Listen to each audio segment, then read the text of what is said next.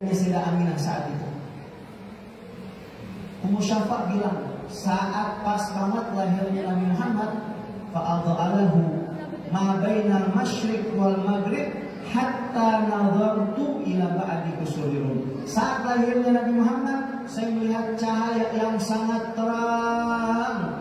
Cahaya tersebut meliputi barat dan timur, sampai saya punya mata dapat melihat sebagian istana yang ada di negeri Rum. Bahkan saat lahirnya Nabi Muhammad, api yang disembah oleh orang-orang Majusi, penyembah api di Persia 1000 tahun, 2000 tahun tak pernah padam saat lahirnya Nabi Muhammad. Bahkan berhala-berhala yang ada di sekeliling Ka'bah yang begitu kokoh dicor sama orang-orang jahiliyah saat itu untuk disembah, semua berhala tersebut runtuh, hancur, bahkan didapati dalam keadaan sujud, seakan-akan Allah ingin mengabarkan tiada yang patut disembah kecualinya dan tiada Tuhan selain Allah.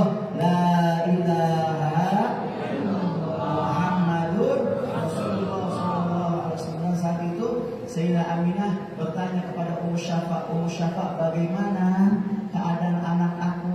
Anak aku laki-laki apa perempuan? Wah, selamat ya wahai Aminah, kamu telah melahirkan seorang anak laki-laki. Laki-laki Ummu Syafa'? Iya Aminah, bahkan dia sudah dikhitan, sudah disunat. Nabi saat lahir mahtunan, makhulan, maktu asurah. Nabi sudah dikhitan, sudah disunat. Kemudian Aminah bertanya kepada Ummu Syafa', Syafa', bagaimana? Wajahnya ganteng enggak? Tampan enggak? Cakep enggak? Bukan cakep lagi Aminah, matanya sudah pakai celak, sudah pakai sifat mata, bahkan tali pusarnya sudah terputus. Shallu ala Muhammad. Nabi Muhammad cakep bawaan lahir. Nabi kita Muhammad udah istimewa bawaan lahir, cakep bawaan lahir. Kalau kita sebab cakepnya macam-macam. Ada yang cakep bawaan lahir, ada yang ganteng cantik bawaan lahir, ada juga yang cakep bawaan handphone. Saat ibu-ibu bawa pak cari jodoh buat anaknya, jangan mau ketipu pak bu sama handphone. Luar biasa, dikenalin nih.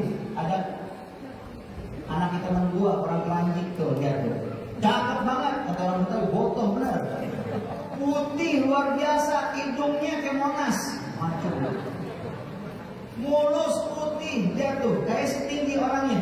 Pada saat ketemu, ya Allah, hitam dekil, umur hidup lagi. Tapi Nabi Muhammad beda, cakep bawaan lahir. Bahkan Nabi kita Muhammad nggak perlu banyak bicara. Nabi Muhammad cuma senyum aja. Semanis apa senyum Nabi Muhammad? Wa idza tabassama mithli habdil ghamam. Nabi Muhammad apabila senyumnya Nabi lebih indah, lebih sejuk dari butiran embun. Wa kana sallallahu alaihi wasallam aktsarun nasi mutabassiman. Rasulullah adalah orang yang paling banyak senyumnya. Kata orang sini, keep smile. Bahkan salah seorang sahabat Nabi yang bernama Jarir bin Abdullah Al-Ansari, beliau berkata, "Mundu aslamtu mar'ani Rasul sallallahu alaihi wasallam illa mutabassiman." Setelah saya masuk Islam, belum pernah saya ketemu sama Nabi Muhammad, melainkan saya dapati Nabi Muhammad dalam keadaan tersenyum kepada aku. Tapi bukan berarti pulang dari sini senyum-senyum sendirian, lagi sambil menahan gelas, itu masuk stres. Senyum sama orang, jangan cemberut dulu kerjanya. Orang kalau melihat kita cemberut terus, mau dekat juga segan. Jangan cemberut terus. Senyum, enak, berseri-seri. Tapi senyumnya senyum-senyum genit. Melihat ada giliran janda muda disenyumin.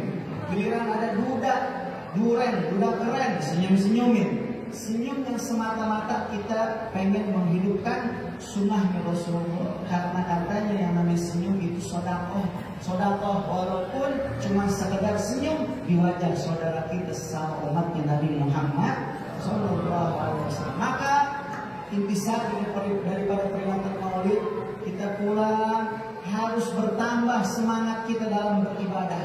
Jangan Maulid ketemu Maulid, masjidnya dicuekin, sholat berjamaahnya ogah, datangnya Jumatan doang atau hari Id doang. semangat makmurkan masjidnya, ramaikan masjidnya. Karena Nabi bilang di dalam hadisnya, ahabbul biladi ilallahi masajiduha wa abghadul biladi ilallahi aswaquha. Sebaik-baiknya tempat yang dicintai oleh Allah adalah masjidnya, dan seburuk-buruknya tempat yang dibenci oleh Allah adalah pasarnya. Bayangin, masjid itu rumahnya Allah. Kita kalau ada tamu datang ke rumah aja, nggak enak hati kalau kita nggak kasih suguhan. Apa yang kita bisa kasih, pasti kita kasih. Kita pengen tamu kita pulang senang, bertamu ke tempat kita bahagia. Paling enggak dia bisa minum, dia bisa makan, ada keisi perutnya. Apalagi saat kita berkunjung ke masjid, rumahnya Allah. Niatin saat kita ke masjid, kita sedang menuju rumahnya Allah. Mustahil Allah sebagai tuan rumahnya tidak memberikan suguhan-suguhan yang terbaik untuk para tetamunya. Mudah-mudahan pulang dari peringatan Maulid, besok sholat berjamaah di masjid semuanya ramai, semangat, dan bertambah juga semangat kita dalam menghidupkan sunnah-sunnahnya Rasulullah. Gak ada lagi di antara kita sholat melainkan sholatnya sudah pakai yang namanya siwak. Ini kalau diperiksa satu-satu, saya yakin hitungan jari yang ada di kantongnya siwak. Tapi kalau ditanya, coba bapak-bapak yang punya rokok, pasti yang merokok pada punya rokok. Ibu-ibu pasti seenggak-enggaknya di dalam tasnya ada lipstick. Lipstick, kalau ada lipstick ada kaca, kalau nggak ada juga. Kalau nggak ada, alhamdulillah. Nah, ini nggak buat tas emang. Siwak biar kita beli murah, cuma 2.500 saya lihat tuh di toko oren. Kan sekarang zaman sekarang di toko oren, toko itu, toko umum.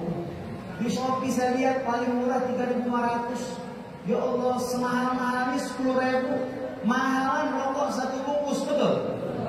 Siwak. Kita buktikan kecintaan kita kepada Nabi Muhammad. Jangan cuma di bibir kita. Karena alamatul mahabbah al-ittiba.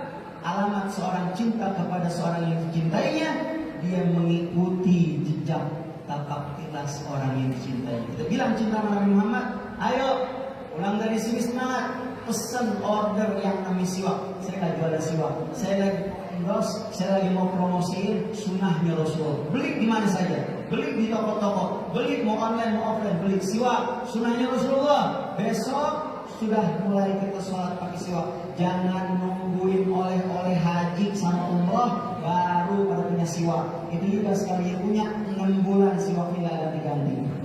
Kata Nabi, rakaatan bisiwak khairun sab'ina rakaah bighairi siwak. 2 rakaat kamu sholat pakai siwak, maka sholat kamu lebih afdal, lebih baik daripada 70 rakaat. Plus sholatnya berjamaah. Sholat berjamaah tafdul bi sholatil fardhi 27 derajat. Sholat berjamaah dengan sholat sendiri perbandingannya 27 derajat. Sahabat Nabi dulu pernah suatu hari ketinggalan sholat berjamaah. Ada satu sahabat Nabi ketinggalan sholat berjamaah. Dia ingat sholat berjamaah, kata Nabi perbandingannya 25 derajat atau 27 derajat dalam riwayat lain. Lebih dari itu perbandingan dengan sholat sendiri. Sehingga saat itu dia pulang sholat sendirinya itu karena ketinggalan berjamaah sebanyak 27 kali. Berharap dia sejajar dengan sholat berjamaah. Kemudian gak lama dia capek ketiduran. Saat ketiduran dia mimpi Nabi Muhammad lagi berjalan sama para sahabat-sahabatnya. Jalannya cepat banget. Dia berusaha untuk mengejarnya, tapi tidak sampai-sampai. Kata sahabat yang lain, wahai sahabatku, kamu tadi sholat sendirian, kami ini semua sholatnya berjamaah sama Nabi Muhammad. Berusaha ngejar, tetap gak bisa.